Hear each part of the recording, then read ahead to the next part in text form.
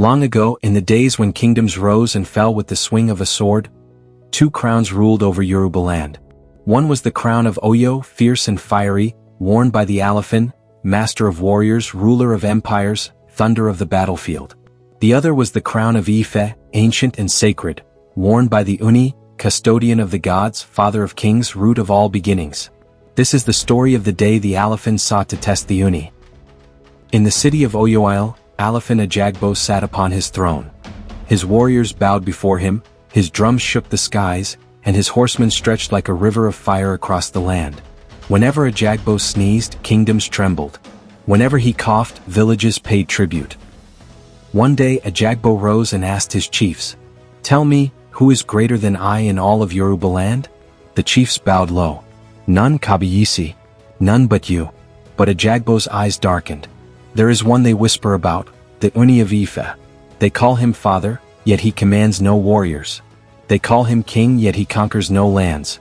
Shall the father not bow to the son who has become stronger?" And so Ajagbo sent messengers to Ife. The messengers rode swiftly and hard until they reached Ile Ife, the navel of creation.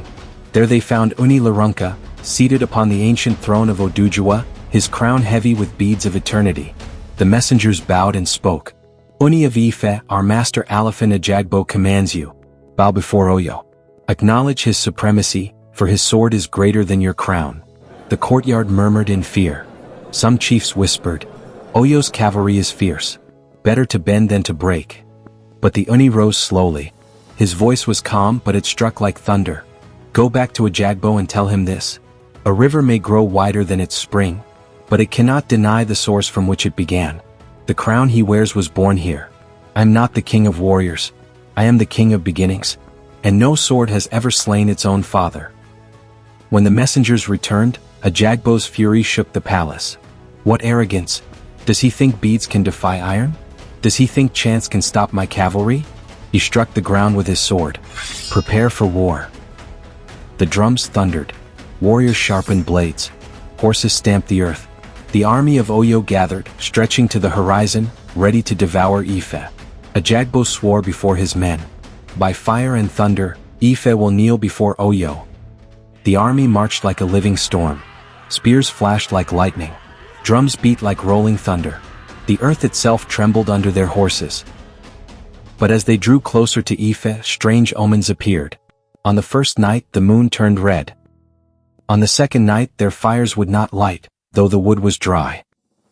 On the third night, their horses refused to move, as if an unseen hand held them back. Fear spread through the camp. The diviners cast their cowries and warned, "Kabiyesi, the gods stand in the path. March further and Oyo's glory will turn to ashes. For who dares spill blood in the house of creation?" But Ajagbo was defiant. "I am Alafin. The lion does not fear shadows. If the gods stand in my way, let them face my iron."